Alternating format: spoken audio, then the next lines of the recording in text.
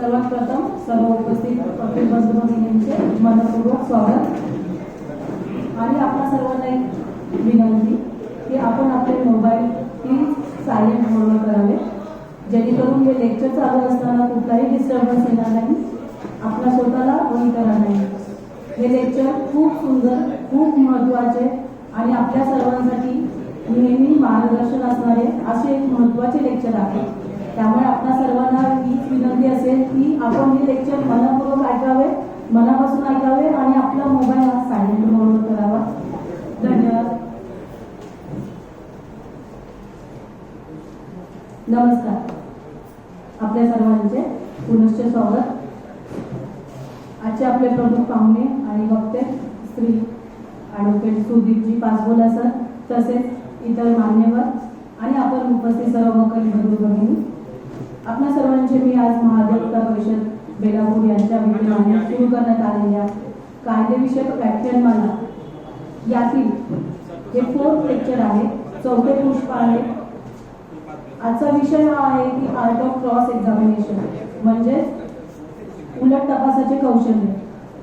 Art of cross, खरंच cross घेणे ही म्हणजे एक आर्ट आहे. वकिलांची देहबोली, समोरच्याकडून साक्षीदाराकडून आपणास हवे ते वधवून घेणे, आपल्या क्लायंटसाठी उपयोगाचे असलेले समोरच्याकडून बोलवून घेणे, कोर्टामध्ये ते मांडण्यात काढता येणे, हे सर्व करण्यासाठी आपल्याला एक चांगली क्रॉस घेणं खूप महत्त्वाचे असते.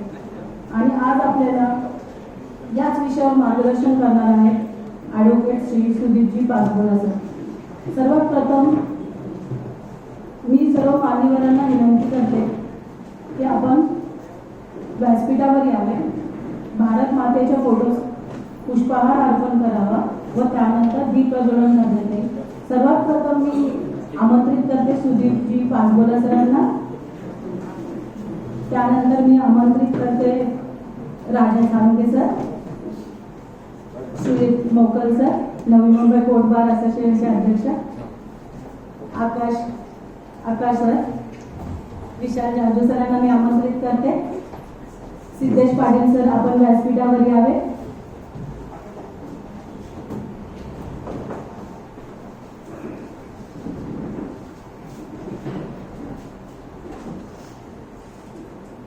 सर्व मान्यवरांना एक विनंती की आपण दीप प्रज्वलन करून कार्यक्रमाची सुरुवात करावी. श्री सुदीपजी पासबोला सर, आपण दीप प्रज्वलन करावे हीच विनंती.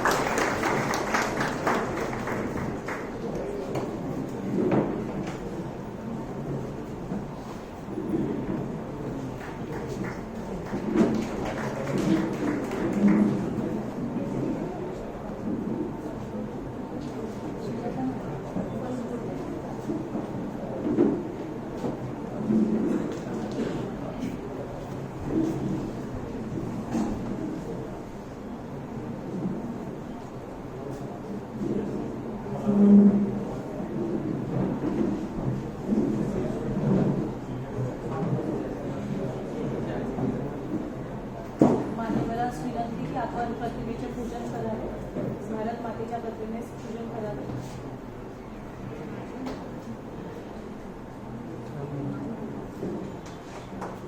भारत माता की जय.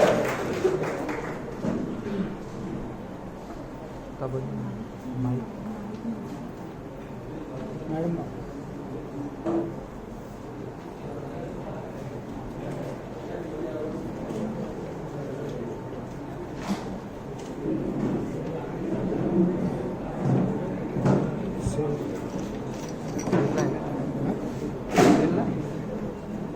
केलेलं आहे का? कोण होते?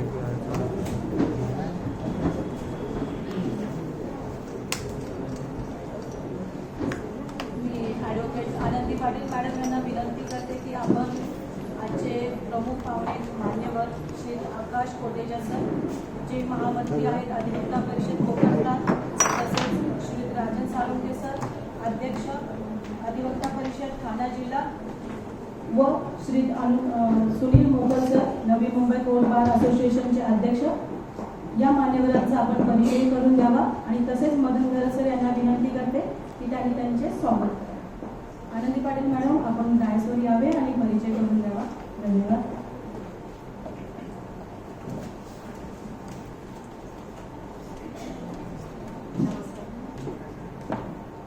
आजच्या कार्यक्रमासाठी उपस्थित प्रमुख वक्ते माननीय advocate Sudhir Paspola saheb, senior advocate of Bombay high court, member of bar council of Maharashtra and Goa, तसेच व्यासपीठावरील इतर मान्यवर श्री आकाश कोटेचा सर, महामंत्री अधिवक्ता परिषद कोकण प्रांत, श्री राजन साळुंखे सर, अध्यक्ष अधिवक्ता परिषद ठाणे जिल्हा, श्री मोकल सर, अध्यक्ष Navi Mumbai court bar association Navi Mumbai, advocate sir विशाल जाजू सर, अध्यक्ष अधिवक्ता परिषद नवी मुंबई, तसेच इथे उपस्थित नवी मुंबई सर्व ज्येष्ठ व श्रेष्ठ वकील बंधू भगिनी यांचे मी स्वागत करते.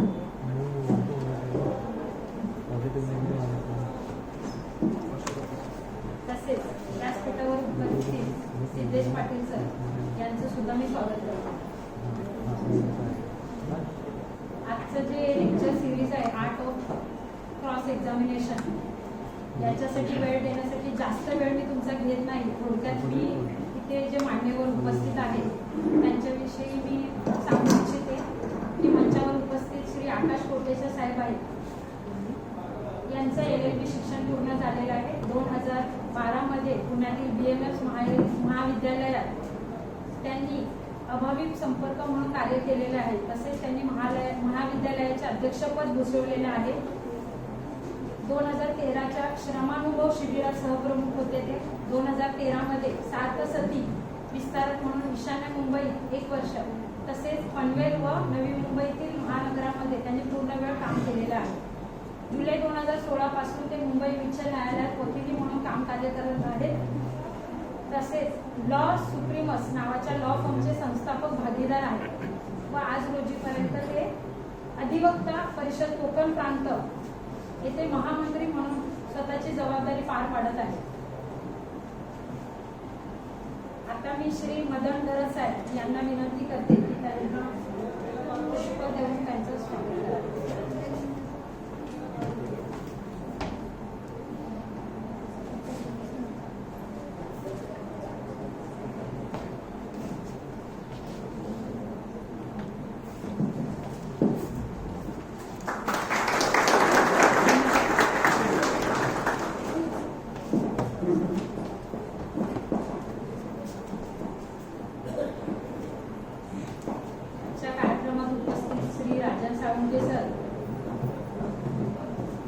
अधिवक्ता परिषद अध्यक्ष ठाणे जिल्हा यासाठी कार्यरत आहे. सरांचं शिक्षण BSc LLB असे झालेले असून 1998 पासून वकिली क्षेत्रात कार्यरत आहेत. सरांचं सिव्हिल आणि क्रिमिनल लॉ मध्ये 25 वर्षाचा अनुभव आहे. तसेच सर अँटी करप्शन NDPS मध्ये स्पेशलायझेशन आहे. त्यांचे RS लॉ फर्म या नावाचे स्वतःचे कायदेशीर फर्म आहे व 25 वर्षापासून ते सिव्हिल व क्रिमिनल कार्यक्षेत्रामध्ये त्यांचा मोलाचा वाटा आहे. त्यांचा एकंदरीत जे सिव्हिल आणि क्रिमिनलसाठी जो क्रिमिनल लॉ मध्ये जो कार्यभार आहे त्याची दखल घेऊन मिडडे रिअल इस्टेटकडून iconic legal adviser for real estate हा पुरस्कार देऊन त्यांना सन्मानित करण्यात आलेला आहे. तसेच सर अधिवक्ता परिषद ठाणे जिल्ह्याकरिता अध्यक्षपद भूषवित आहेत. त्यांनी महाराष्ट्र आणि गोवा बार काउन्सिलद्वारे आयोजित कायदेशीर विषयांवरील अनेक व्याख्यानं सुद्धा दिलेली आहेत आणि लेक्चर सिरीज मधून त्यांनी आपला ज्ञानाचा बहुमूल्य ठेवा सर्वांना दिलेला आहे. त्यांच्या RS लॉ फर्म मार्फत अनेक ज्युनियर वकिलांना तसेच इतर ज्युनियर वकिलांना देखील विविध प्रकारचे कायदेशीर मार्गदर्शन करून एक उत्तम वकील घडवण्याचे ते काम करतात. आता मी ॲडव्होकेट राजश्री भुजबळ यांना विनंती करते की त्यांनी पुष्प देऊन सरांचं स्वागत करावं.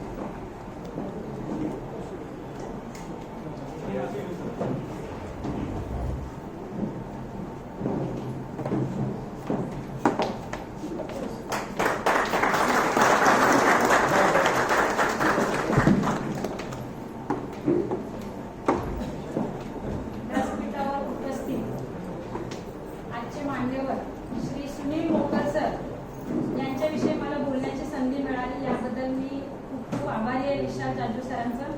मोकर सर हे आमच्या नवी मुंबई कोर्ट बार असोसिएशनचे लाडकं व्यक्तिमत्व आहे.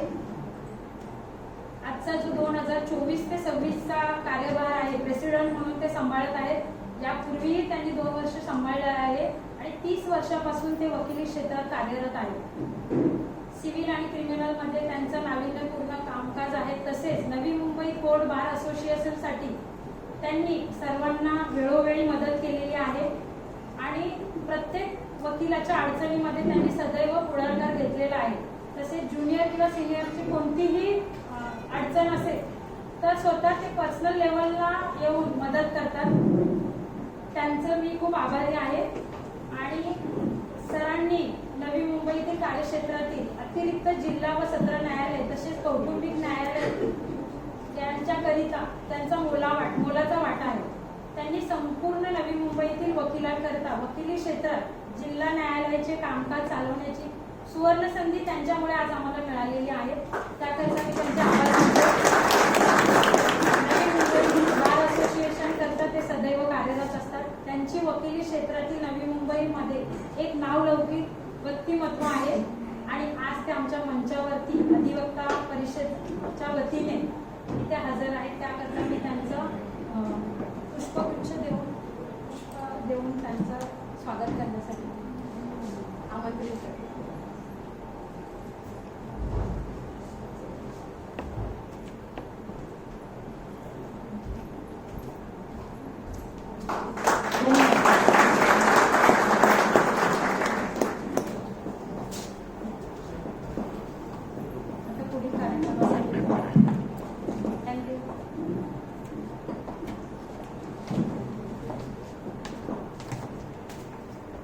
धन्यवाद आनंदी पाटील मॅडम. मी व्यासपीठावर डॉक्टर प्रवीण उपाध्याय सरांना आमंत्रित करते की त्यांनी आपण आजचे प्रमुख वक्ते श्री सुदीप पासपुला सर यांचा परिचय मान्यवरांना तसेच उपस्थित वकील बंधू भगिनींना करून द्यावा. सर्वांनी स्वागत करावे doctor Praveen.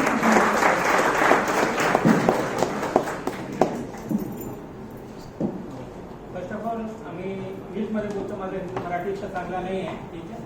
So I thank the Adivakta Parishad, our president and the entire organization for giving me an opportunity to introduce my son, Shri Sudeep Pasbula. I was a junior in the year 2013 and I have learned 20 cases of criminal practice under him. Sir needs no introduction. Sir was earlier president of City Civil and Session Court.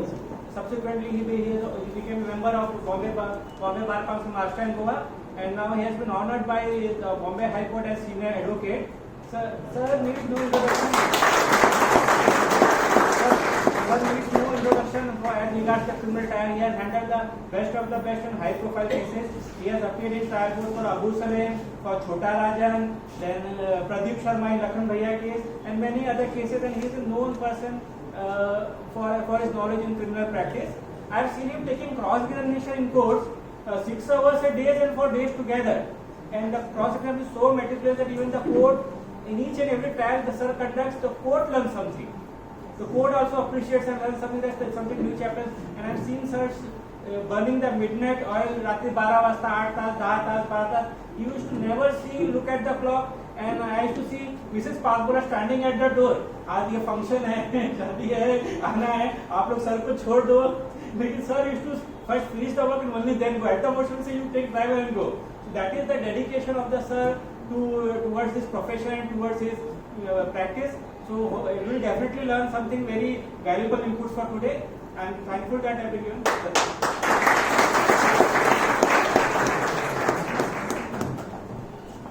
Thank you doctor Praveen Upadhyay sir. मी श्री राजन साळुंके सरांना विनंती करते की आपण सुदीप पासपोला सरांचे स्वागत करावे, पुष्पगुच्छ देऊन तसेच त्यांचा सत्कार करण्यात यावा.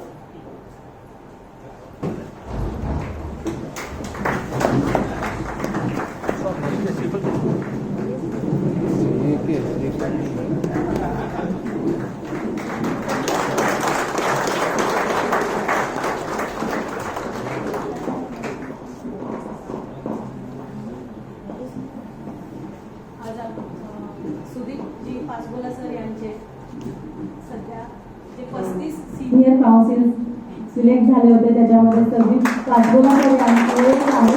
त्यामुळे सिनियर काउन्सिल असे निवड झाल्यामुळे त्यांचा हा सत्कार करण्यात आला. कृपया सर्वांनी एक जोरदार गाण्याच्या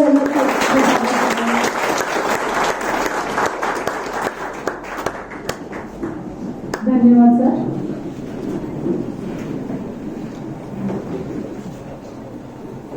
यानंतर मी विशाल जाजू सर, अध्यक्ष अधिवक्ता परिषद बेलापूर नवी मुंबई यांना विनंती करते की आपण सुदीपजी पासपोला सर यांचा थोडक्यात परिचय करून द्यावा आणि त्यांचे मनोगत व्यक्त करावे.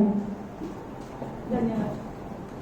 परिचय तर प्रवीणजींनी करून दिलेला आहे. मी फक्त अध्यक्ष प्रास्ताविक फक्त 2 मिनिटाचं करण्यासाठी आलेलं. मी जास्त वेळ घेणार नाही, कारण आपण ज्या कारणासाठी आतापर्यंत जमा झालेलो आहोत ते आहे सुदीपजी पासपोला सरांचं लेक्चर. फक्त मी आपल्यासाठी माहिती देण्यासाठी आलेलो आहे. अधिवक्ता परिषदेबाबत सांगण्याची मला आता परत गरज वाटत नाही, कारण सर्व लोक 4 कार्यक्रमात आलेले आहात. अधिवक्ता परिषद ही राष्ट्रीय स्तरावरची वकिलांसाठी संघटना असून 1992 साली दत्तोपंडित हिंदींनी याची स्थापना केलेली आहे. उद्देश अधिवक्ता परिषदेचा एकच आहे की इथिकल ॲडव्होकेट्स, नॉलेजेबल ॲडव्होकेट्स घडवून राष्ट्र निर्माणात ॲडव्होकेट्सची जी महत्वाची भूमिका आहे ती कालांतराने खंडित न होता चालू राहावी आणि राष्ट्रभक्त देशभक्त वकील तयार व्हावे, हीच अधिवक्ता परिषदेची भूमिका आहे. आणि त्या अनुषंगाने अधिवक्ता परिषद नवी मुंबई वकिलांसाठी योग्य ते कार्यक्रम प्रत्येक वेळी घेत असतं. हा 4थं पुष्प आहे व्याख्यानाचं. त्याच्यात आम्हाला आमचं भाग्य आहे की सुदीपजी पासपोला सर आज आपल्याला लाभले आहेत आणि तेही अशा विषयासाठी ज्याचं औचित्य एवढं जास्त आहे, दी आर्ट ऑफ क्रॉस एक्झामिनेशन, की जिथं प्रत्येक वकिलाला कुठं ना कुठं पायाला ठोकर लागलेली. आर्ट ऑफ क्रॉस एक्झामिनेशनच्या निटीग्रिटी सांगण्यासाठी सर आपल्यात आलेले आहेत. तर मी विनंती करेन आणि जास्त वेळ घेणार नाही. सर आपण डायसचा ताबा घ्यावा आणि आम्हा सर्व वकिलांना मार्गदर्शन करावं. धन्यवाद.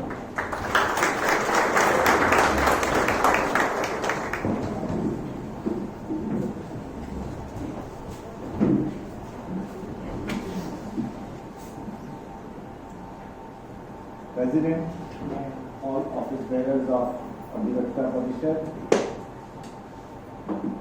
my friend Mr. Mokar, Mr. Rajan Salunke, Mr. Jaju, Mr. Kotecha, all of you, my colleagues and friends who have come here in large number, even at this, on a weekend, on a Friday at this hour at 6 o'clock. I am thankful for you for coming here, and I am very hopeful that I can impart some, not knowledge, but some information or some guidance to you with regard to today's topic of art of cross-examination. I remember many times people come to me, many young lawyers, whenever I go, sir, how should we succeed in cross-examination? Now there is no mantra as such for succeeding in art of cross-examination. Therefore, I am always at loss of words to tell that junior lawyer what is that art, what is you should know. So I tell him, where you read some book, try to learn, see some seniors, follow. That more than that I cannot tell him offhand is on when you come across a person. But this is a subject which is of great intricacies and one of the most entertaining but very complex subject. And I tell you what, that many great lawyers have faltered in this art of cross-examination. Because it is something which is required to be developed. You are not born as a cross-examiner. It's very difficult to people. Some say that you are born with that insight to this cross-examination or is a born cross-examiner. But I don't think there can be somebody can be termed to be a born cross-examiner. Now, what is the art of cross-examination? Now, is it really an art? Because in a cross-examination, you have to be very precise, very specific. It's more scientific. Then why it is not called a science of cross-examination and why it is termed as art of cross-examination? The reason is very simple. Because in art, an artist can do whatever he imagines.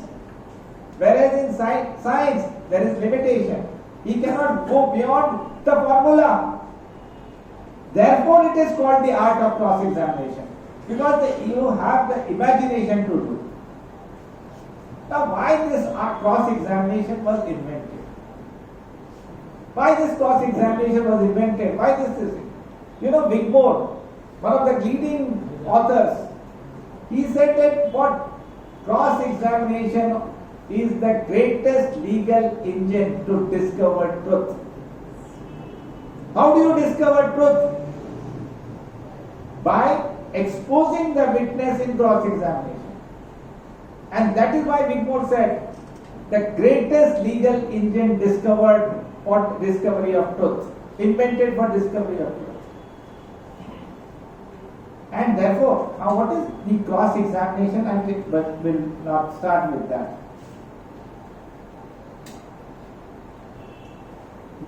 Now, why do you cross-examine a witness? First, let us understand why you have to cross-examine a witness. Now, there are three things, which is you cross-examine a witness for only three things. To test his veracity, to test his accuracy of the deposition which he has given, and to complete the story. So therefore, now this is three things I said. Veracity of the witness, accuracy of his testimony, and completeness of the story. These are the three things for which you cross-examine. So therefore, the cross-examination is of two types. One is the constructive cross-examination and one is the destructive cross-examination. Now, constructive cross-examination is where you complete the story. A witness comes, deposes something, but withholds some information. You have an information which you know this witness can give, and thereby you can complete the story which is in your favor. Therefore, that is called the constructive cross-examination. The second cross-examination is the destructive cross-examination. The destructive cross-examination is that the witness has already deposed. Now, cross-examination comes after the examination chief. Now, in direct examination, he has deposed against your interest. He has deposed against your client. He has deposed a fact which is incriminating against your client. So, you have to destroy him. Now, to destroy him, you have to attack his credibility. That he is not a credible witness. That the court cannot place inherent reliance upon his testimony. Then you try to destroy his accuracy of deposition. That what he has deposed is not an accurate account. So therefore, you are impeach. The thing is that you impeach his credit. Then all right, that man may be saying, but he is not telling the correct, or his version may not be correct. This is when you are destroying the credibility of a witness. that is the destructive cross-examination. You try to destroy his credibility, destroy his accuracy of events, make him unbelievable. And lastly, what is there, which does not happen in many cases. It happens in a very few matters where you can expose the witness. You can expose him that he is telling an untruthful account, which happens many times, but not every time. So this is the two types of cross-examination, which I said, destructive cross-examination and the constructive cross-examination. As I said, the difference is constructive cross-examination when you build the story in your favor. Now, this is as I said, now these are the cross-examination. How do you become a good cross-examiner? The question would be, which is posed everybody, how do you become a good cross-examiner, and what you must do about it? First and foremost thing to become a good cross-examiner is an experience. You will become a good cross-examiner not overnight. Nobody can become a good cross-examiner overnight. It will come after experience. And the reason for experience I am telling you, which everybody must have faced, even all our seniors who are here on the dais and off the dais would know that it is only with experience you get confidence in the court. So unless you have that confidence, that experience in cross-examination, that will never come. So therefore, to begin with, to be a good cross-examiner, you must have the experience. Second thing, and most important of this thing, is ingenuity. Now what is ingenuity? The process of thinking out of box. आपण हे बघत सगळ्यांनी बघितलं असेल, पंच आला सगळे नेहमीचे प्रश्न 10 प्रश्न.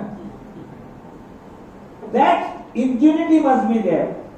That for every witness, though his testimony will be similar, काय 27 पंचनाम्यामध्ये पंच काय बोलणार, तेच बोलणार, आरोपीने सांगितलं काय ते घेऊन जातो, हे काढून देतो.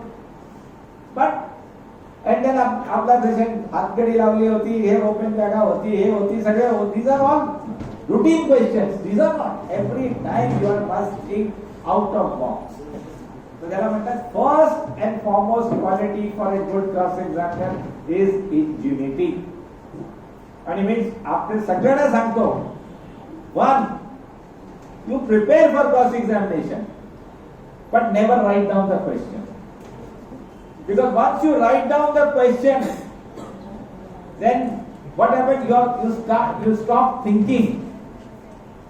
The ingenuity है, the out of box thinking, that will cut down, that will be shut down in that box. So don't do that. Then the next thing is, I said, after ingenuity comes thinking of logical thoughts.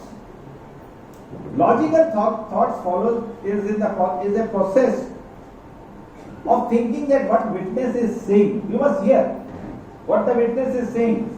Now when you think of what the witness is thinking, think beyond what is going in his mind, what he is trying to say, and what will logically follow from his testimony. That's called logical thought. So as I said, ingenuity, then this which is out of box thinking, then logical thoughts, followed by the fortnightly logical. We must have a logical thought. Then very clear perception. Now when you start a cross-examination, you must know what is your perception, why you want to cross-examine the witness, what you want to achieve from the cross-examination. So that clear perception must be in your mind.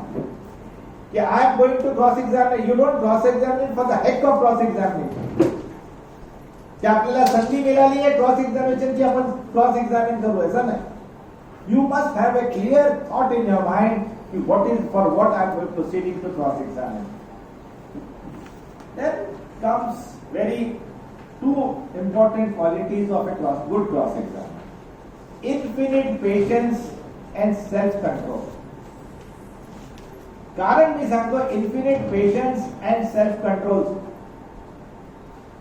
You don't get rattled by the answer. First, that is one. You must not get rattled by the answer. So you must not lose your self control. Because if you lose your self control, you lose your dignity. And that is the biggest loss.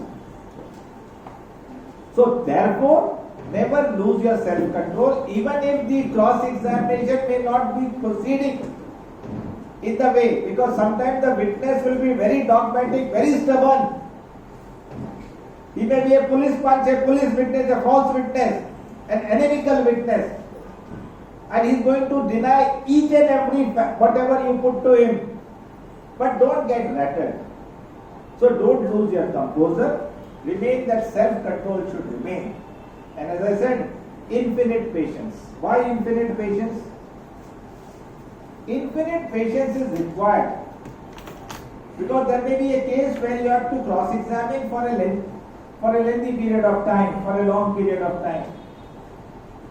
And when you cross-examine the witness, you are not going to get readily an answer. So you have to be little patient, proceed, show in a place that you can get, and ultimately you can achieve your goal of cross-examination, whatever you want to achieve during the cross-examination. For that you require patience. You are not going to get overnight. So this infinite patience you have to develop. You have to develop this self-control. You have to develop the what I said, logical thought process. This is the most important thing. I said ingenuity and logical thought process. These are two qualities of a cross exam. Then reading of the mind. Now, reading of the mind. That's very this is therefore I say the art comes from reading of the mind. Seeing the person.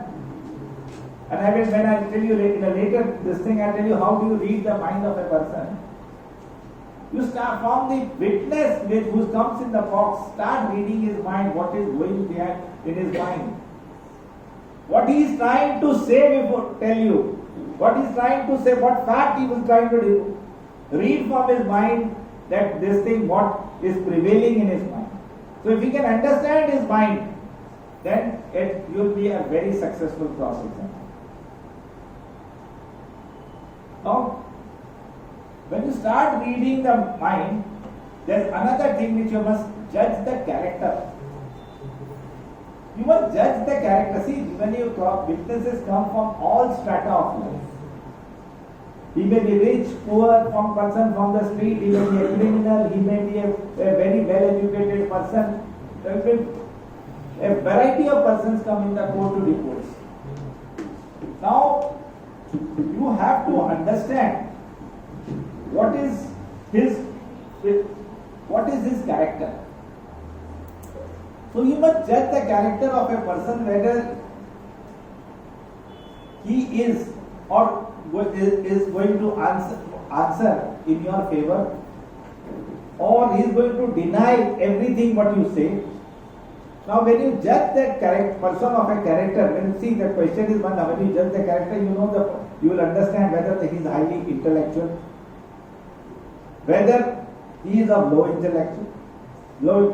intellect, whether he is a person, a mild person or an aggressive person, how he is going to react to your question. This is by understanding his character.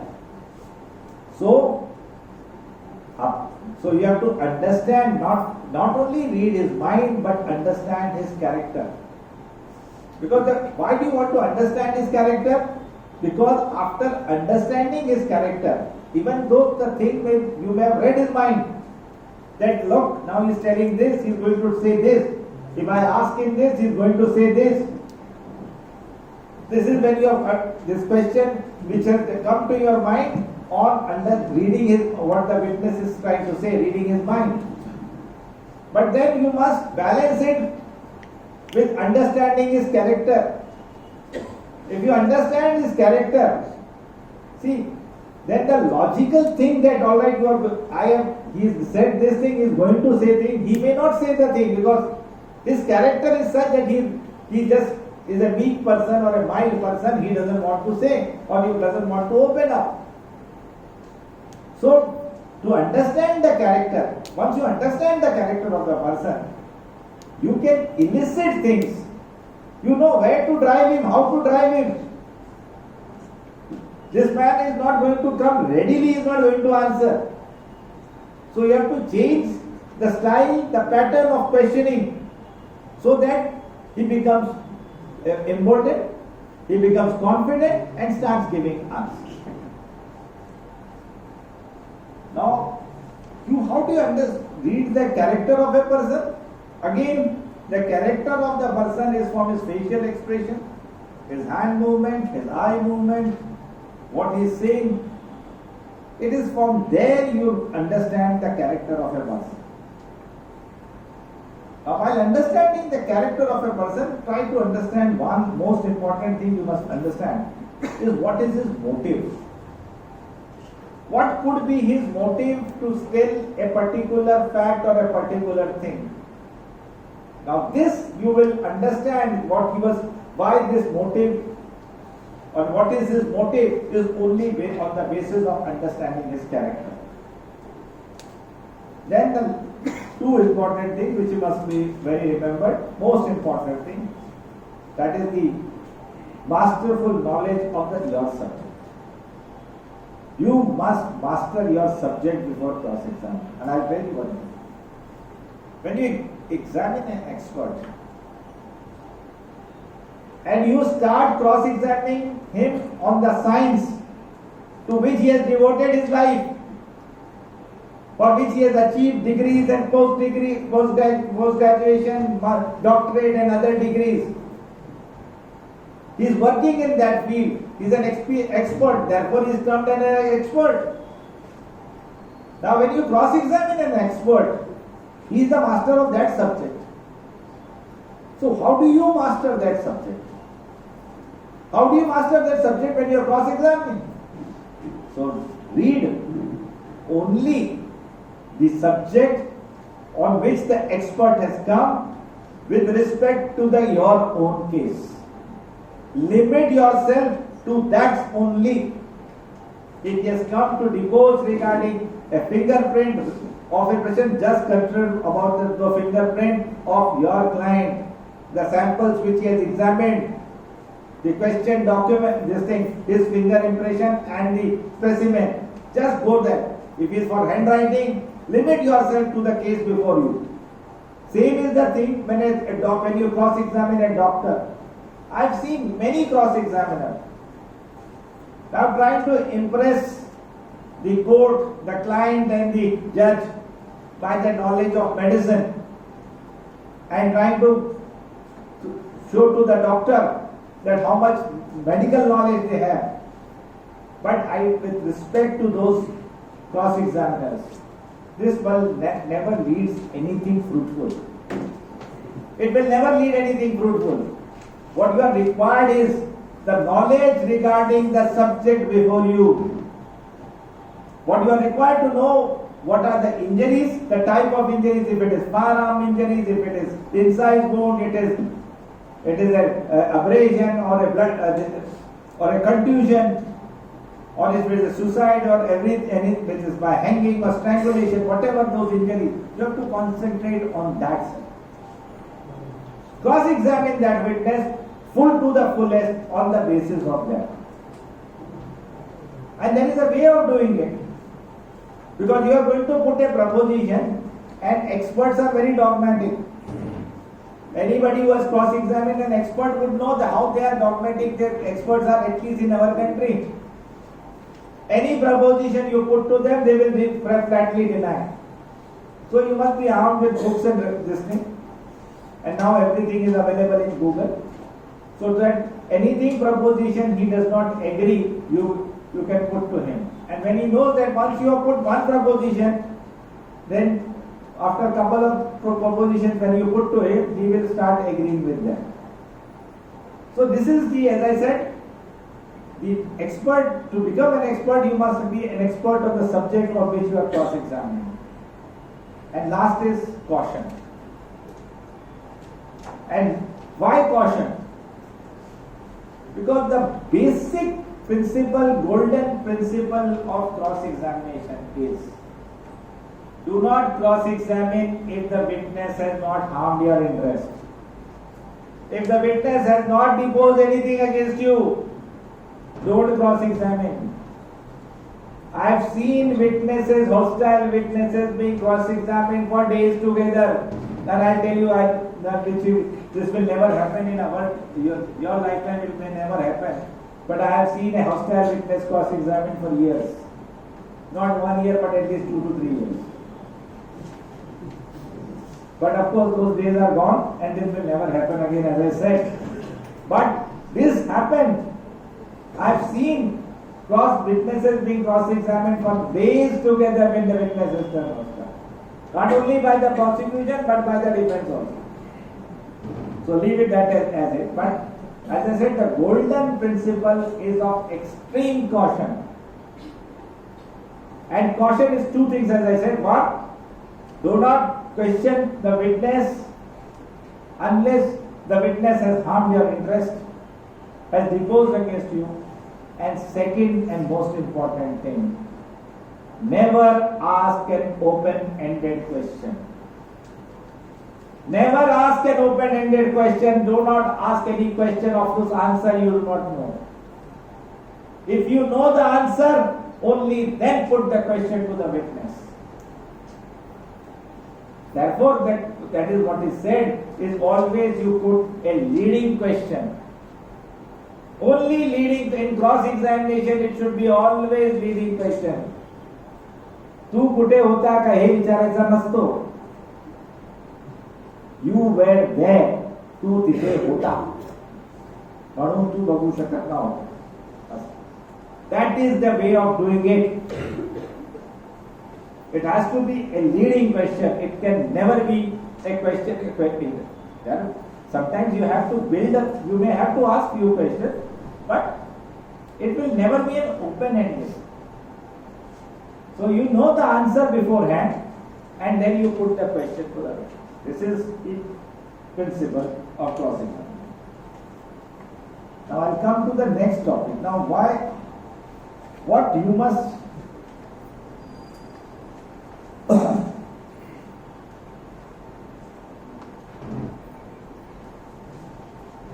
the effective cross-examination. I'll come to the subject of how the cross-examination is effective. Now to be an effective, you want your cross-examination to be effective. One, you must be present at the time when the direct examination or examination chief is there. Which in city of Bombay, in Thane, Navi Mumbai, it becomes very difficult, I understand, because we are busy with so many matters. आपले juniorला सांगतो बस chief चालू झाला की मला phone कर, मी येतो तुझे कोर्टात. So that's normal. It happens with me also. It happens with you. Everybody it happens. We don't. This thing goes up. Days are gone when we could have seen. But try to be present when the examination chief. I tell you, will be a better cross-examiner if you have seen the examination chief. It will be more effective. Second, prepare yourself. How to prepare yourself? I said never write questions. Don't write questions. If you go, I have seen so many people, young men, people coming to the courts and young advocates coming to the court with questions and answers. Please don't come with questions. That ingenuity is lost. That out-of-box thinking will go. Therefore, think the line, draw the line. Come with preparedness, come with the points. That I am going to cross-examine the witness on these points. But not the question. Because cross-examination is like a chess.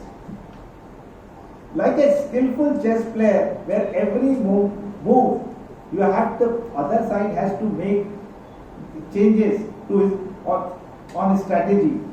So every question you will also have to change your strategy. You may have to change your strategy.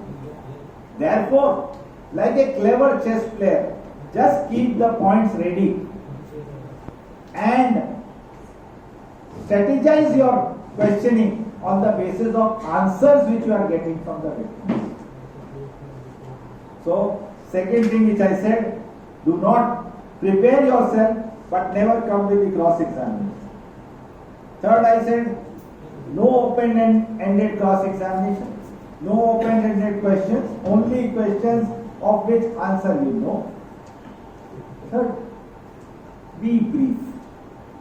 Always ask short and simple questions.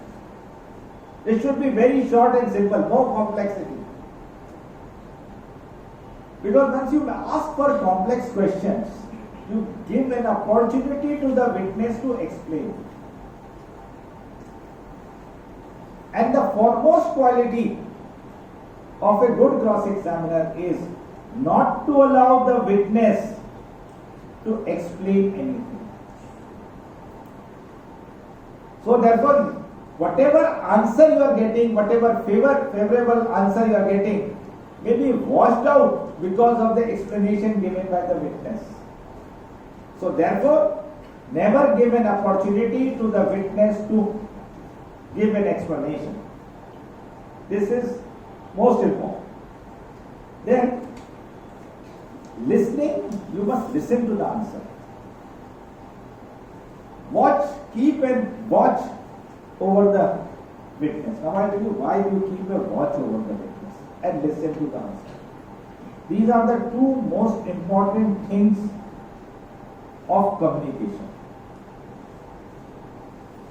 Now, when you are cross-examining the witness, you are communicating with the witness. Now, to understand, as I said at the beginning, you must understand his mind, his logical thoughts, what is going behind his mind. Understand, develop those logical thoughts. Now, you do this once by making an eye contact. So, when you make an eye contact, because the best means of understanding what is going on in his mind is based upon your eye contact with him. When you have an eye contact, you have his facial expressions, you know, and see, eyes tell so many things which the face will not say, which the hands will not. A person may conceal himself or conceal his acts by his movement, by concealing his movements, by reducing his hand movement, but the eyes will always betray him. So keep a contact on his eye. So when you learn from his eyes, you will know whether the witness is telling you the truth or he is doubtful, he is not telling the truth. So all these things we will understand by making an eye contact. And of course, followed by his hand movement, his facial expression, etc. Now, after the eye movement, the next most important thing is what he's saying. The voice. Now, from his voice, the way he's answering, the manner in which he's answering, the voice and the pitch in his answering, that will show what the witness is trying to say. So, to understand the witness whom you are cross-examining, apart from eye contact, is hearing him and hearing.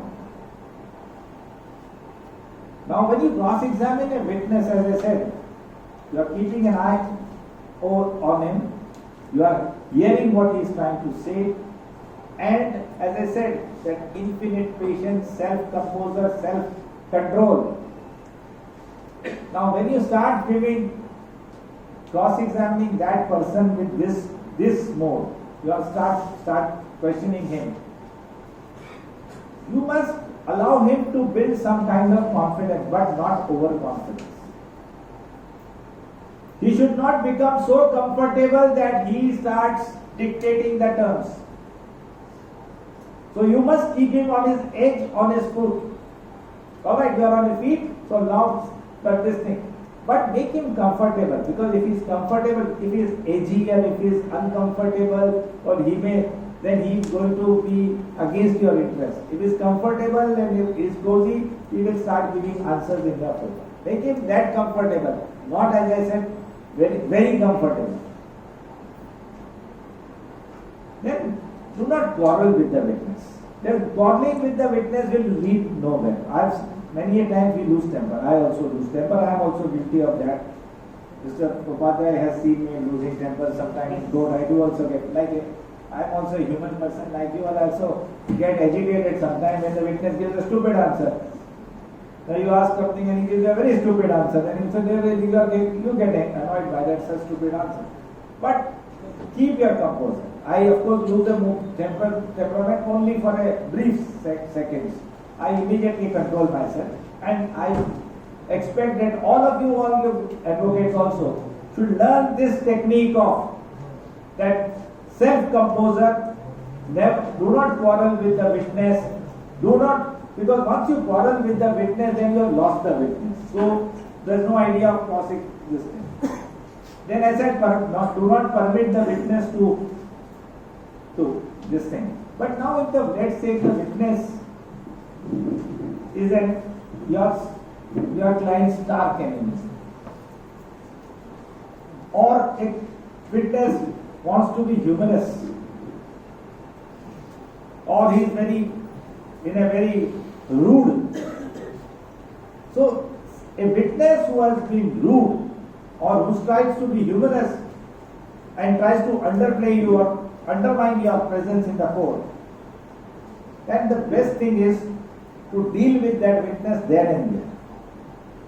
Cut short the witness there and there, so that he knows that who is the master in the court. So once he knows that you are the master in the court, that you are going to आपले circus मध्ये आपण बघितलं ring master असतो, तसंच cross examiner is a ring master here. So when the witness knows that he is the master, he has to say what he wants to say and answer only to his question. Then all that humor, ridicule, or whatever he has against you, that will vanish. So the principle is, if the witness ultimately is a mild person, be mild with him. If he is crafty, be shrewd with him.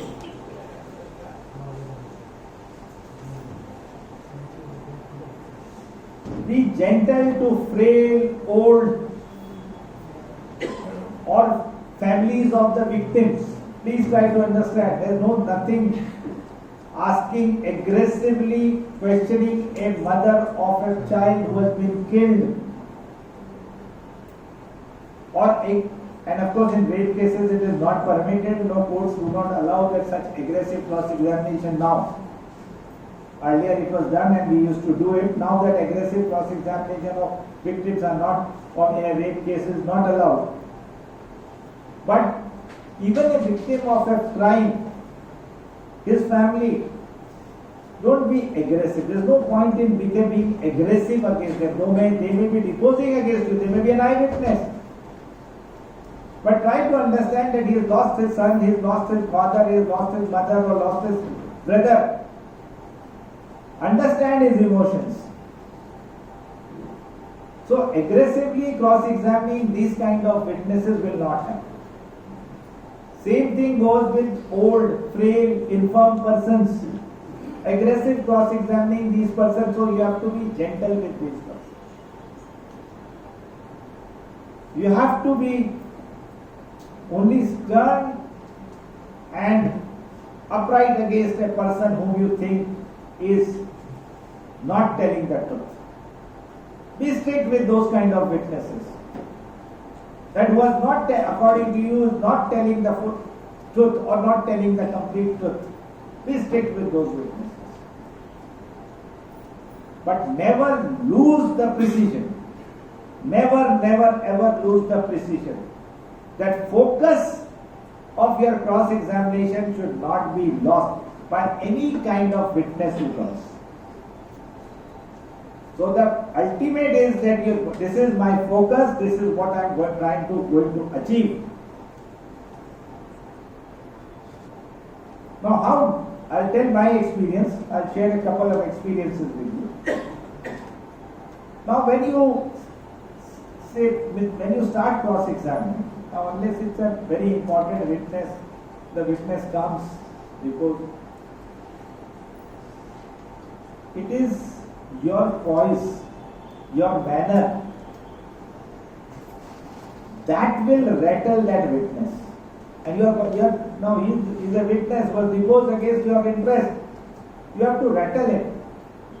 So it is with the confidence with which you start cross-examining the witness that will rattle the witness. Because what happens, try to understand, whenever a witness comes in the box, he comes after a couple of years. He has seen the incident, or he may have witnessed that incident for a brief second. But when he comes to court,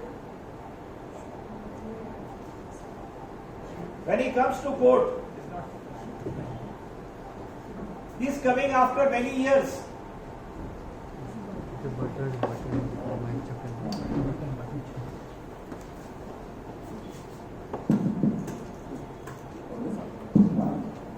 He comes after many years. Now in these years, this incident has played in his mind for many times, 100,000 times. When he comes to court, he comes with that preparation that I am going to say so and so thing. So, as I said, he has a limitation of thinking. Whereas your imagination is wide. So with the confidence, when you start cross-examining that witness, that confidence will rattle him from, even though he is a truthful witness. Because what happens, as I said, over the period of time that when he has thought about that incident, he has made many additions, many improvements. There may be things which he may be doubting that really this happened or this happened. So these are so many things are replayed in his mind from time to time. Therefore, the confidence with which you start cross-examining. So now the purpose of your cross-examination should be such that when you start cross-examining, don't give the gap between two questions. Now gap is given in questioning is very strategically. Sometimes when a witness is a very educated, highly educated person, speaking about some subject on which he has some kind of mastery, then strategically you may give a gap. Because once that strategy, he starts thinking what is going to come fallout from here. But this strategy should be employed at a midway or after some length of cross-examination. Because it should not be that a witness should understand that you are not prepared, that you are thinking about the next question. You must first establish yourself that your thought process is faster than his thought process. That you know what you are going to ask. And you have put dozens of questions immediately one after the other to the witness.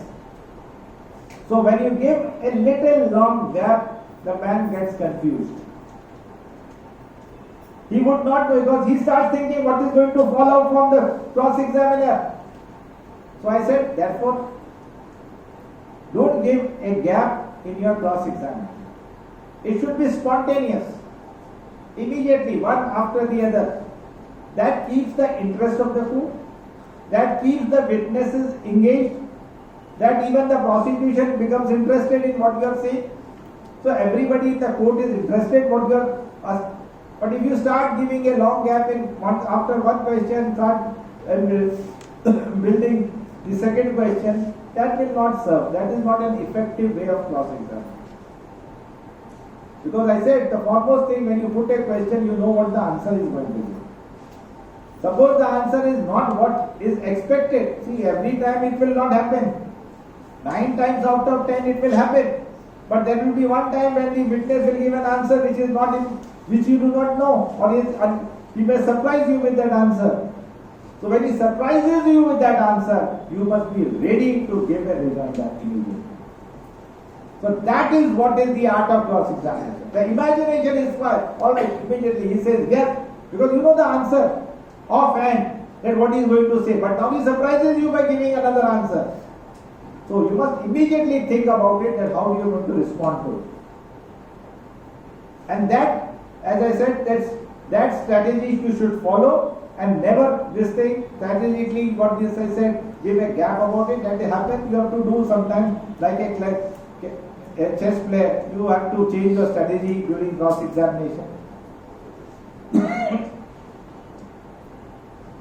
You see, the witness, sometimes what happens, the witness is trained to come and say everything. He is the आरोपीचा वकील आहे, जे काय विचारला नाही होता नाही. So when he says, then you change your strategy and start asking him negative questions. So this strategy always plays, since it's a matter of this thing, as I said, in a court of law, these things will happen.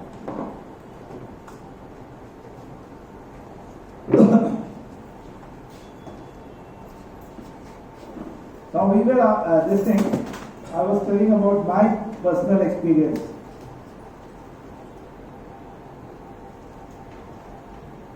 Now I start always with a swagger.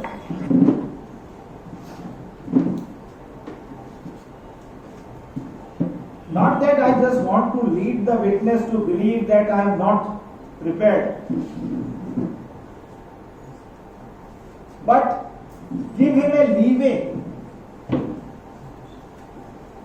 to come out. Because if he thinks, look, that advocate appears to be not well prepared, so he becomes overconfident. So I generally do what was to begin with swagger, ask some unimportant or some very light questions, giving him a room for confidence, so let him become confident. And then I always start putting up question one after. And as I said, the rapid questioning which comes one after the other, now that will really rattle the witness. Then he understands. Suddenly he has to change from his overconfidence, but he has become defensive. He has to defend himself. Now I am being attacked by the cross-examiner. So that strategy always has paid me, and it will pay you dividends. I am telling you with everything. Start asking innocent questions and then attacking this, as I said, to the point that one after the other, and if strategically if you see, then you must give a long. Now the days of lengthy cross-examination, of cross-examining for days together is gone. Nobody appreciates it. You have read many judgments, you must have read, where they said even all admissions are washed away because of the lengthy cross-examination. The appellate courts discard those admissions, saying, oh, the witness was fatigued by such lengthy cross-examination for days together, for weeks together. He was 8 days, 10 days he was cross-examined. So these admissions given at the fag end of his cross-examination or after lengthy cross-examinations are lost. So courts also do not appreciate, because they don't have time. They are burdened with matters. Now those days, earlier days are gone when there is a trial. There would be one trial going on from Monday to Friday. Those days are gone. There are 10 matters in a day. Only 5 matters go on. And 5 matters, there are 8 witnesses. So how many witnesses the judge can accommodate?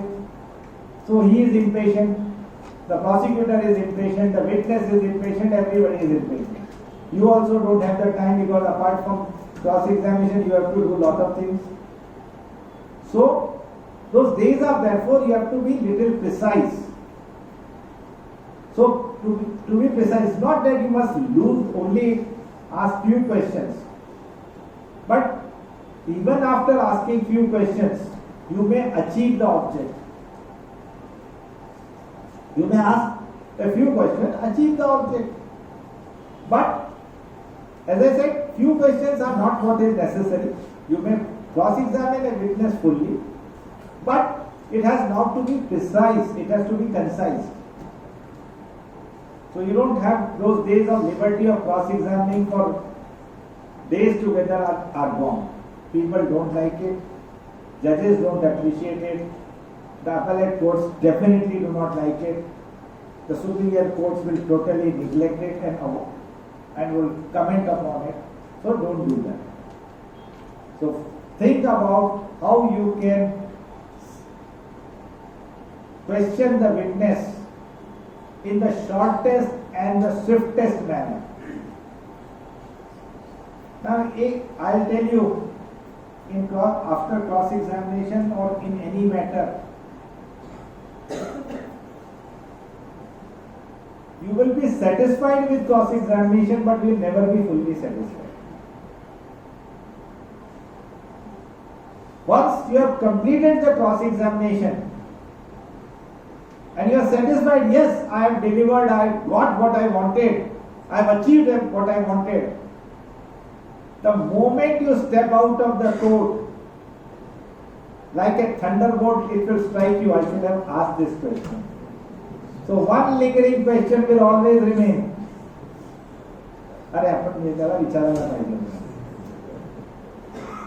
So this thing will happen. It happens with me, it has happened with everybody, it will happen with you also. So don't lose heart over it, don't lose your sleep over it. There is no point in losing your sleep over it. Every time when you have completed a task, it always remains that this question should have been asked, this should have been done, and it should have been done in a proper, I should have asked him in that way or that fashion, that will always. So don't get it.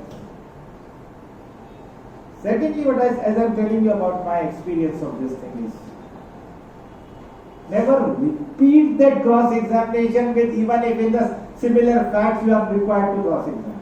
No, never repeat. And particularly in special court where you are appearing in day in and out, same matter, if you ask the same question, neither the court will like it, nor nobody will like it, nor it will be appreciated. So develop that art. If you are a complete cross-examiner, a successful cross-examiner, then you will think about every time when you start cross-examining, asking something, a novel question, something new. Think about it. Don't wonder, don't worry that what the people will say, what the other side will say, what the judge will say. Don't think about it. Don't worry about it. Just go about it, thinking every time you think about something novel and a novel way of cross-examining the witness. Ask you some new questions to the witness. Of course, in certain cases there is a limitation of asking these questions. You can't suddenly bring out some questions because you have to be relevant. The question has to be relevant to the subject. Unless it is relevant, the court is not going to allow it. So therefore, in that light, you must, but try to develop some kind of ingenuity in the cross-examination. Then last and most important thing is, while cross-examining, what are you trying to do? Two things you are trying to do. One, achieve the object with which you have stood up to cross-examine. And secondly, impress the court. That is one. You have to win over the court. So never quarrel with the court. Don't try to, and I tell you which I have said right in advocacy, this is the best advocacy. One of the things. You have to win over the judge. You can't browbeat a judge. You can't try to be an oversmart guy, or throw in that I am so learned and you are such a fool. This will not work. Even if he is a fool, you have to think he is a master. So that's what they did. But no, I'm not saying this is not true. They are very simple. But you must respect them. See, the question is, you must respect them. You earn your respect by giving respect. So you must respect them. Don't try to be something which a person would, that he should gather a impression that you are trying to play over smart. You are trying to impress him by your knowledge or your masterful experience of cross-examination, expertise in cross-examination. Don't do that. It will not work. Play along the gallery, play along with the court. So, when you are cross-examining a witness, try to keep the judge engaged. If the judge is not engaged and is doing something else, talking to the stenographer or doing something else or doing this thing, that will not. Stop the cross-examination there and there. Halt it. What he can do? He said, proceed. I can proceed, but unless you pay attention, how do I proceed? Tell him this on his face. I went to Delhi, I tell you once a long time back. In Delhi, those days, which has been deprecated now by the Supreme Court, and now they have stopped that practice. Simultaneously, they would have 3 evidence recorded in the court. 3 evidence. 1 evidence being dictated by the prosecutor, 1 being dictated by the clerk, and the third, the judge is hearing an application for bail or revision appeal or execution. Now I had gone there to cross-examine an expert, and I went for the examination chief, had already been done, and I came there. The prosecutor, the CBI prosecutor came, साहब आइए आपका cross लिखवा देते हैं. मैंने कहा साहब आपको हमने जो क्रॉस लिखा देंगे जज लिखेगा? तो नहीं सर हमारे यहाँ जज नहीं लिखता, हम ही डिक्टेट करते हैं, आप उनको पूछिए मैं डिक्टेट करूँगा. मैं बोला नहीं. The judge was there, the leading judge was here and there. What is happening? तो वकील साहब बोलते हैं हम नहीं करेंगे. You look at it. This is witness has come. I am here to cross-examine. You have to record the evidence.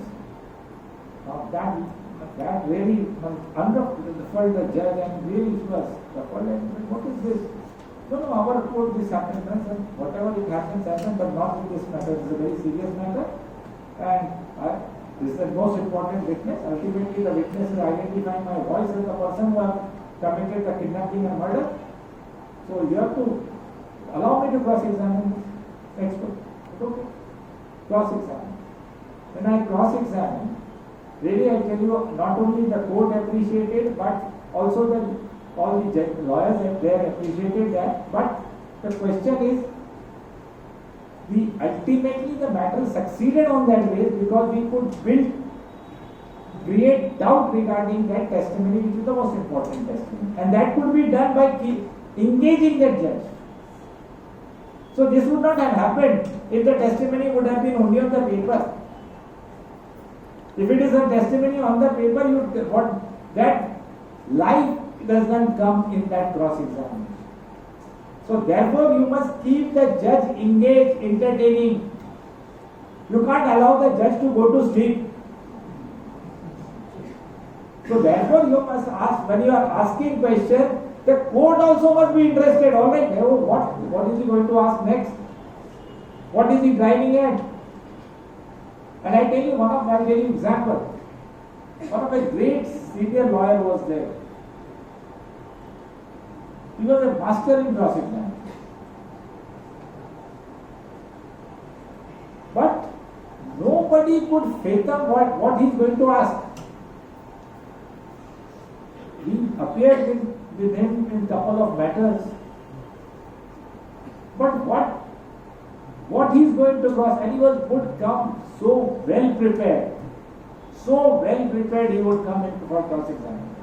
But nobody would know what he is going to cross-examine, what line he is going to put, what is going to be next question. And that would keep the judge even on his toes. So that is what is the art of cross-examination. Keep engaging your Not only yourself, but everybody. So everybody must be also understand, all right, what is the next question going to come. Then as you said, when you cross-examine a person, or you are doing the cross-examination, what matters is your voice.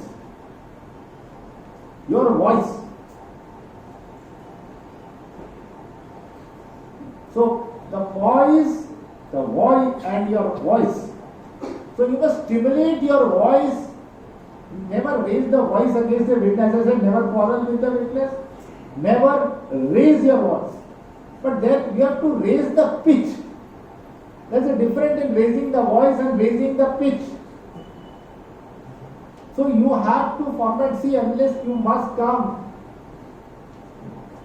In Bombay, it's very good thing when you cross-examine, there is a witness, there is a distance between the witness and the cross-examiner.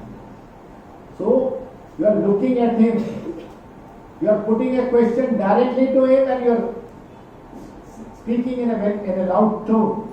Of course, we are thankful to COVID that we got mics. Before that, there were no mics in the court.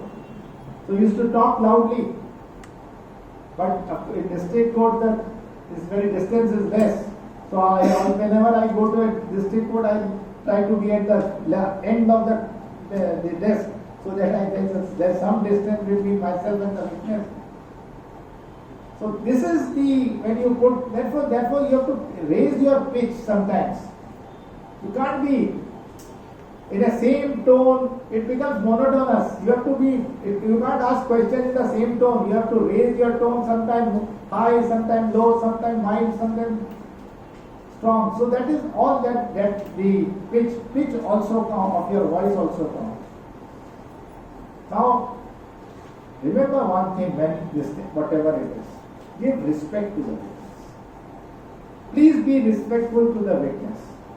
However inimical he may be to your client, however adverse he may be deposing against your interest, be respectful to him. See, you may say that he may sometimes we lose your temper that this witness is a liar. He could not have been, particularly police officers. You know that this man is lying to his teeth. But respect him, he has come as a witness to the court. Give him respect and try to be as polite as possible. But that doesn't mean that you don't raise your voice, raise the pitch of your voice to ask a question to him. It's not that you have to be so mild and weak to ask a question. Because effectiveness of cross-examination is the tone of your voice. That is what matters is, because ultimately everything, the confidence, your knowledge of the subject, what you are trying to drive at, all comes with the tone of your voice.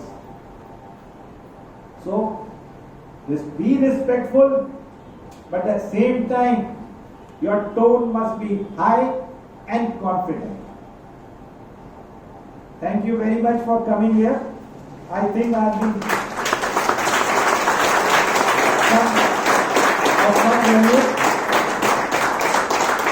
it's a very difficult subject and it can go on for long time, but it's an evening, late evening, some other day, some other time. Thank you very much. Thank you, the organizers. तुम्हाला काही questions असतील तर आपण विचारू शकता.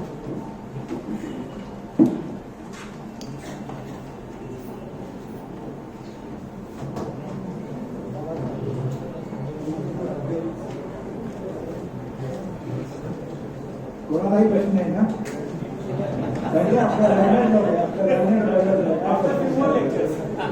First of all, congratulations. Thank you.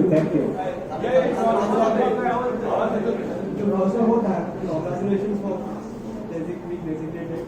But question 2 is, will you continue with the trials? Definitely, trials is my passion, and I continue. What I tell you now, as over the period of time, interest of the courts has been lost in the trials. What kind of trials we are having in Bombay? Only POSCO. Majority of the judges are giving preference to POSCO cases. So the question, you can't go to a POSCO case. I tell you, I can't cross-examine a 5-year-old girl or a 4-year child. I can't. So it becomes very difficult. And then these are not the cross-examination which you get any kind of satisfaction. And the other matters which are up with this thing, yes, I would continue with them. I am continuing with all special matters and other things. I would love to cross it. But well, as I said, ultimately life takes you wherever it takes you. Thank you very much. Yeah, there is one.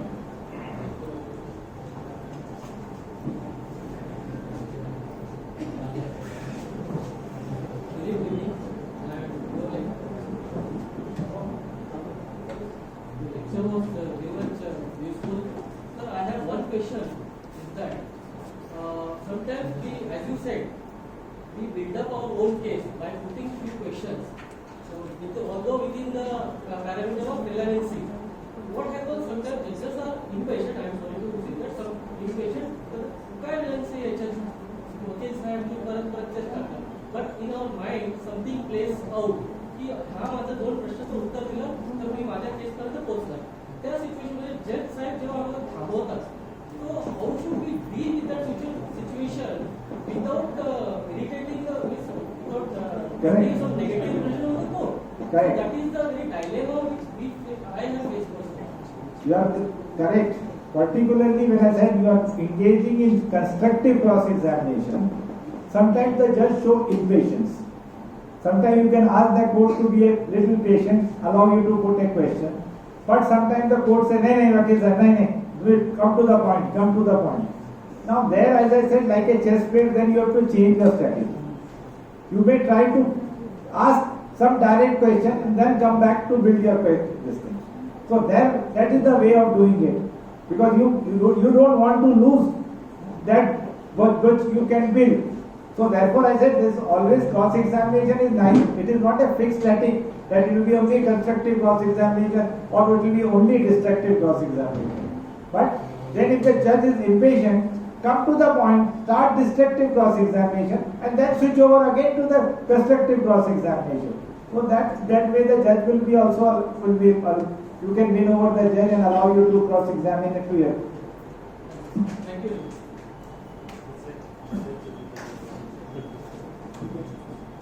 Anyone else? Sir, could you please tell me the exact difference between the omissions and contradictions? Because I think sometimes that's a very important thing. I'll tell you. Yes. Omissions and contradictions. Now, omission as the word sounds. Omission is something which is not there in his evidence, in his statement, in his previous statement recorded by police or previous statement recorded in any proceeding. That is not there, so that is an omission. Now, what the judges confuse is, and what is even about it, that omission cannot be taken only for the sake of omission.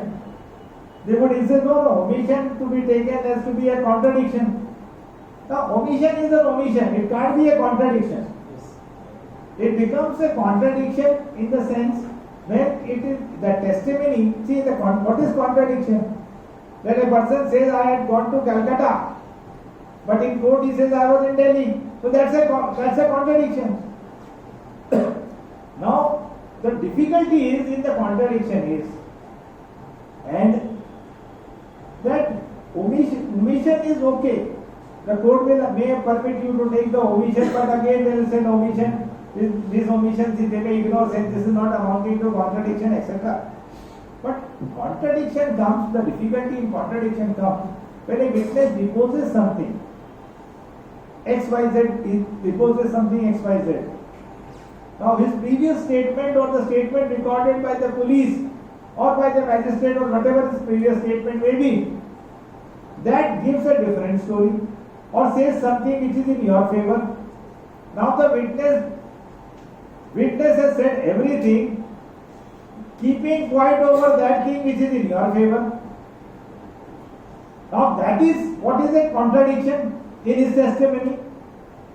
That he has said all other things except those two sentences which are in favor of the accused. So you ask the question and I tell you there will be at least 2 out of 10 the judge will say, नाही साहेब वकील साहेब यांनी तर chief मध्ये सांगितलंच नाही, तुम्ही कशाला विचारताय, तुम्ही कशाला विचारू शकताय. Then I gave a very example of the other day. I said, साहेब तो मागच्या विटनेस आपण दुसऱ्या केस मध्ये करत होते ना, ते विटनेस क्रॉसिंग हॉस्टेल झाला होता ना, हो मग पीपीने त्याला विचारलं ना की नाही, त्यांनी तर सांगितलं नव्हतं ना, तुम्ही त्याला विचारलं दिलं ना की या स्टेटमेंट मध्ये तू सांगितलं ना, हे तर सांगितलं होतं. Why did you allow it? अगर it is not permissible, then he kept quiet. But these are, I tell you, 2 out of 10 judge will box you by saying that no, listen. But that is also a contradiction. That is also a contradiction because it is an omission amounting to contradiction. The witness has omitted to say, he has deliberately omitted to say because that is in favor of the accused, and therefore that contradiction is required to be taken. That is the difference between omission and contradiction.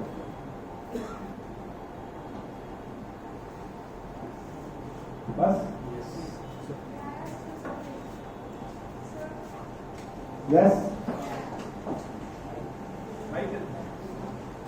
There are some times when the witness keeps on adding on the points. Correct. And you want to impeach the witness, you ask the question, but they try to oversmart and they give something more which will be incriminating in your case. How to tackle that? That's what I said. The first, one of the important thing is never allow the witness to explain things. Now, how do you do it?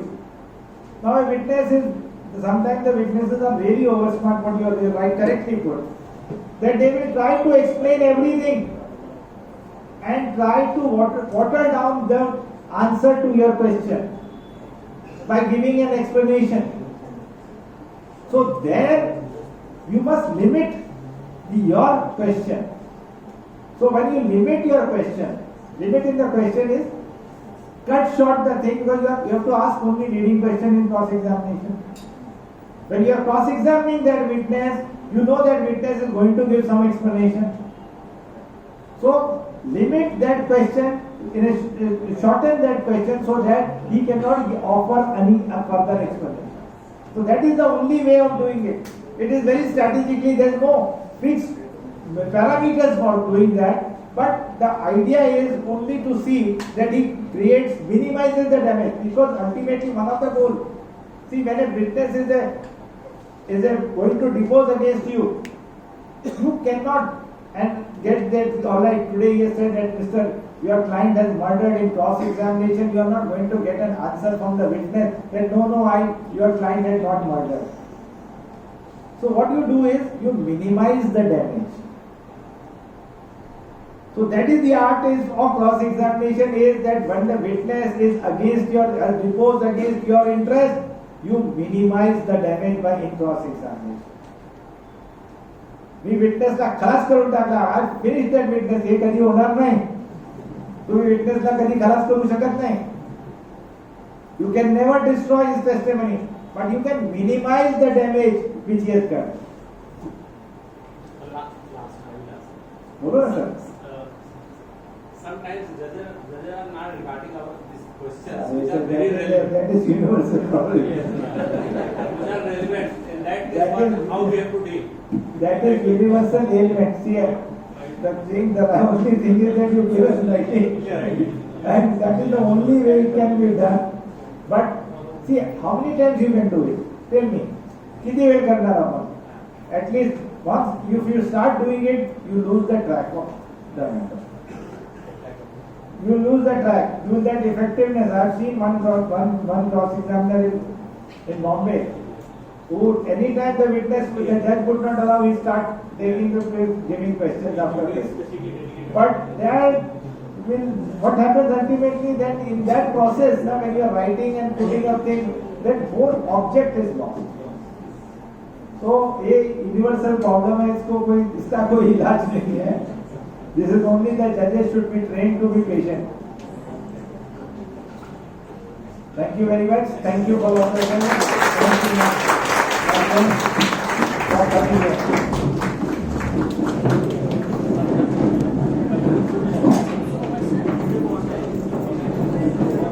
आपल्या सर्वांच्या वतीने आभार व्यक्त करण्यासाठी मी Sujata Patil madam यांना व्यासपीठावर बोलवत आहे. सुजाता पाटील मॅडम.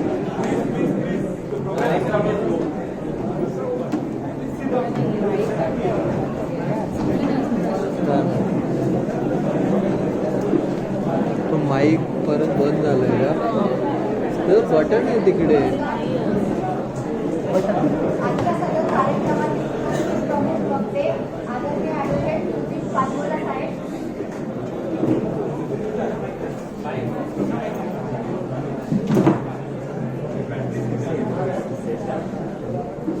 नमस्कार.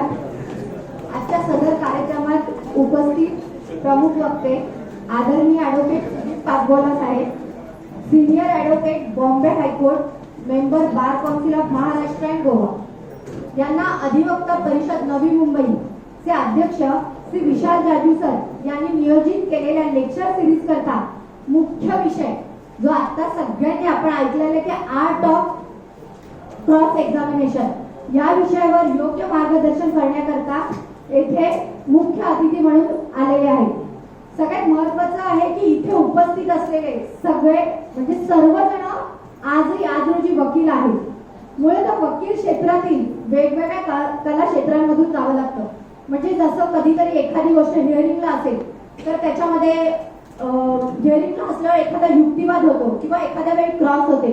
तर अशा वेगवेगळ्या स्टेजमधून जात असताना सगळ्यात महत्त्वाची आणि सगळ्यात कठीण अशी जी परिस्थिती असते ती क्रॉस. आणि त्या क्रॉसला जेव्हा आर्ट ऑफ क्रॉस एक्झामिनेशन दिलेलं जातं तेव्हा ही एक मोठी महत्त्वाची एक भूमिका आहे. कारण क्रॉस घेणं ही खरोखर त्या वकिलाची एक आर्ट आहे. ही सगळ्यांना जमत नाही असं माझं स्पेसिफिकली म्हणणं आहे. दुसरी महत्त्वाची गोष्ट की एखादा वकील जेव्हा ती क्रॉस घेतो, जसं आता इथे उपस्थित असलेल्या बऱ्याच वकिलांनी आपली समस्या मांडली आहे की जजेस लोक अडवतात, म्हणजे कुठेतरी थांबवतात की तू हा रिडेबल क्वेश्चन आहे किंवा तुम्ही हा क्वेश्चन घेऊ शकत नाही. अशा वेळी सुद्धा खंबीरपणे आपल्या पक्षकाराला किंवा त्या साक्षीदाराकडून एखादा कौतुकी जबाब कसा घेणं हे शिकण्याची जी कला किंवा ती कशा प्रकारे मांडावी याचं खूप मोठं आणि चांगलं स्पष्टीकरण इथे उपस्थित असलेले मुख्य मान्यवर पाचबोला सरांनी केलेलं आहे. त्यामुळे मी संपूर्ण अधिवक्ता परिषदेतर्फे त्यांची खूप खूप आभारी आहे. सगळ्यात महत्त्वाचं इथे उपस्थित असलेल्या सगळ्या वकिलांनी खूप शांतपणे आणि चांगल्या प्रकारे त्यांनी दिलेलं व्याख्यान ऐकून घेतलं. त्यामुळे मी त्यांची खूप खूप आभारी आहे. तसेच व्यासपीठावरील इतर मान्यवर श्री आकाश कोटेचा, महामंत्री अधिवक्ता परिषद कोकण प्रांत यांनी इथे वेळात वेळ काढून हजर राहिले त्याबद्दल मी त्यांची आभारी आहे. ॲडव्होकेट राजन साळुंके सर, अध्यक्ष अधिवक्ता परिषद ठाणे जिल्हा, यांनी त्यांचा अमूल्य वेळ काढून आपल्या कार्यक्रमाची शोभा वाढवली त्याबद्दल मी त्यांचा मनपूर्वक आभार मानते. तसेच श्री सुनील मोकर सर, अध्यक्ष नवी मुंबई, जसं माझ्या मैत्रिणींनी सांगितलेलं आहे की अध्यक्ष जरी ते असले तरी ह्या संपूर्ण बारचे ते एक लाडके वक्तव्य आहेत. त्यामुळे मी स्पेसिफिकली त्यांचे आभार मानते. तसेच श्री विशाल जाजू सर, विशाल जाजू सरांविषयी सांगायचं झालं तर महत्वाचं असं आहे की ही जी अधिवक्ता परिषद आहे जी इथे नेमलेली आहे, ज्या वकिलांना इथे जमा करण्यात आलेले किंवा आजची जी व्याख्यानमाला या सगळ्याचं जे काही म्हणजे क्रेडिट म्हणा जे काही मूल्य आहे ते संपूर्ण श्रेय या विशाल जाजू सरांना जात आहे. त्यामुळे मी त्यांची मनपूर्वक आभार आहे. या आपल्या अधिवक्ता परिषदमध्ये विशाल जाजू सरांसोबत बाकी काही सदस्य आहेत की ज्यांनी आपल्या वेळात वेळ काढून या व्याख्यानाकरता जो काही त्यांचा अमूल्य वेळ दिलेला आहे त्याबद्दलही मी त्यांची खूप खूप आभारी आहे. श्री सिद्ध निलेश पाटील, महामंत्री अधिवक्ता परिषद नवी मुंबई यांनी आपली उपस्थिती दर्शविलेली आहे. मी त्यांची मनपूर्वक आभार मानत आहे. सौ मुग्धा मोरे मॅडम, उपाध्यक्ष अधिवक्ता परिषद नवी मुंबई यांचेही मी मनपूर्वक आभार मानते. आजच्या झालेल्या व्याख्यानाबद्दल जर सांगायचं झालं तर आम्ही सर्व वकील मित्रमंडळी अधिवक्ता परिषद खरोखर सर तुमचे खूप खूप ऋणी आहोत की तुम्ही तुमचा एवढा अमूल्य ठेवा, म्हणजे असं म्हणता येईल की असा वेळ खूप कमी जणांना मिळतो की जो आम्हाला मिळालाय. त्यामुळे संपूर्ण अधिवक्ता परिषद आणि संपूर्ण वकील मित्र मंडळीतर्फे सर मी तुम्हाला खूप खूप धन्यवाद देते की तुम्ही एवढा अमूल्य वेळ दिलाय.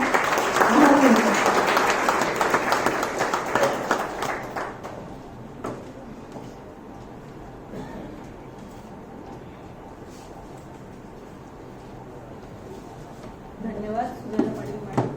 मी ॲडव्होकेट पंढरीनाथ पुळावडे सरांना व्यासपीठावर आमंत्रित करते. आपण त्यांच्यासोबत सर्वजण वंदे मातरम हे गीत गाणार.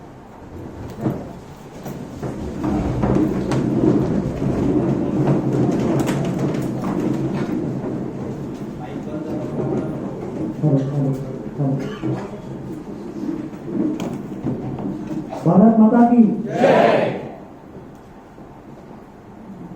वंदे मातरम, वंदे मातरम, सुजलाम सुफलाम वरद शीतलाम सस्यश्यामलाम मातरम, वंदे मातरम, वंदे मातरम, शुभ्रजोत्स्ना पुलकितयामिनी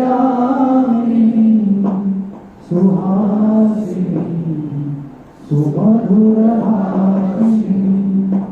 सुखदां वरदां मातरं, वन्दे मातरं, वन्दे मातरं.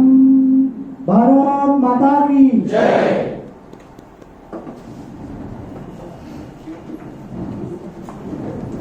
But then